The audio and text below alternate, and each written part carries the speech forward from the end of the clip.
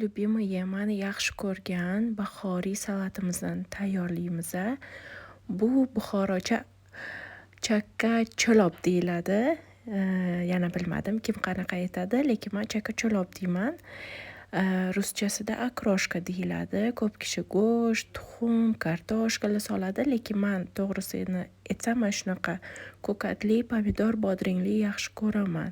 O'sha uchun shunaqa yengil pomidorlarni, bodringlarni, ko'kat, chesnoklarni torab, rediskalarni torab solamiz.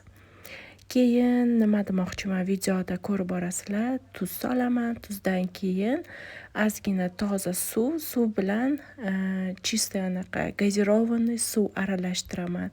Shunaqa ta'm menga yoqadi. Bilmadim kimga qanaqa, lekin men shunaqa yaxshi ko'raman. Tayyorlab bo'ldik. Sizlarga приятного аппетита, oilalaringizga, erjonlaringizga, bolalaringizga, farzandlaringizga, uydagilarga в общем tayyorlab beringlar.